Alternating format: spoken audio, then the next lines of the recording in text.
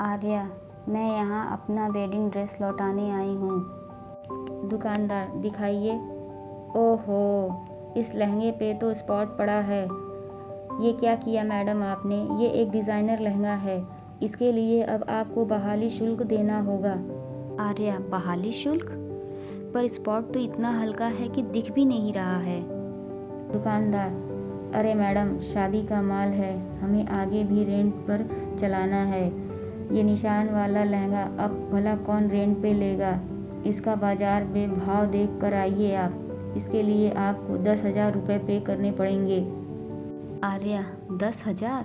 क्या मजाक है? दुकानदार, अरे मैडम, मजाक तो आप कर रही हैं हमारे साथ। जब पे नहीं कर सकती थी तो शादी ही क्यों की? ना ही आर्या के पास इतने पैसे थे और ना ही आर्या ने अपनी मर्जी से शादी की थी, लेकिन किसी को भी आर्या को इस तरह जलील करने का कोई हक नहीं था। पैसे ना होने की वजह से आर्या इस वक्त बेइज्जती सहने के लिए मजबूर थी। घर जाकर वे पैसे मांगना नहीं चाहती थी। उसे लग रहा था कि साक्षी और संजू ने उसे जानबूझकर इस सिचुएशन में डाला है। अब क्या करूं? अभी तो मेरी सैलरी भी नहीं आई है। सब माँ के इलाज में खर्च हो गया है। जरूर ये काम संजू ने किया है, मुझे मुसीबत में डालने के लिए। दुकानदार कहता है, मैडम जल्दी पे कीजिए, अभी बहुत सारे कस्टमर हैं। तभी पीछे से आवाज़ आई, ये भाड़े का लहंगा मेरी वाइफ के ऊपर सूट नहीं करता, आप ज़रा लेटेस्ट माल दिखाइए। आर्या ने पीछे मुड़कर देखा तो वहाँ रेहान खड़ा था। आर्या को इस वक्त सहारे की ज़रूरत थी और रेहान को वहाँ देखकर उसने राहत की सांस ली। दुकानदार, सर वो लाख रुपए वाला लिमिटेड लहंगा है। रेहान, मेरी वाइफ भी तो इम्पोर्टेंट है, दे दीजिए, हम तो वही लेंगे।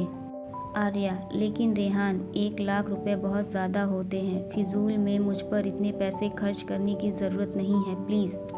रेहान, डियर वाइफ, मुझे तुम टोक नहीं सकती। वेडिंग गिफ्ट की प्राइस मैं डिसाइड करूँगा, तुम नहीं।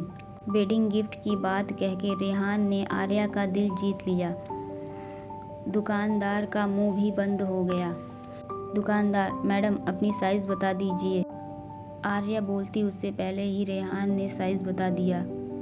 आर्या हैरानी से रेहान को देखने लगी। आर्या ने रेहान से पूछा, आपको मेरी साइज़ कैसे पता? रेहान, तुम्हारा हस्बैंड हो, तुम्हारा हर साइज़ मुझे पता है। रेहान की नोटी बातें सुनकर आर्या ब्लश करने लगी। तभी स्टोर स्टाफ लहंगा लेकर आ गया। रेहान के आगे आर्या की एक भी न चली। रेहान आर्या को लंच के लिए एक आलीशान रेस्टोरेंट में ले आया। रेहान ने कहा, ऐसा नहीं लग रहा है कि हमारी छुट्टियों के दिन चल रहे हैं? आर्या, हाँ सो तो है, पर रेहान आपको फिजूल पैसे खर्च नहीं करने चाहिए। पहले ये लहंगा, फिर ये डेट। हम किसी नॉर्मल रेस्टोरेंट में भी जाके खाना खा सकते थे ना, या किसी ढाबे पे भी खाना खा ही सकते थे। रेहान, ठीक है, अगली बार तुम्हें मैं ढाबे पे का खाना खिला दूंगा, पर तुमसे ये किसने कहा कि मेरे पास फिजूल पैसे हैं? आर्या, वो एक्चुअली शादी से पहले लोगों से आपके बारे में सुनकर डर गई थी। आगे की कहानी जानने के लिए सुनते रहें स्टोरी टेलिंग मेरे साथ, यानी अपनी दोस्त और होस्ट नेहा के साथ। अगर स्टोरी पसंद आए तो मुझे लाइक करें, सब्सक्राइब करें एंड शेयर करें।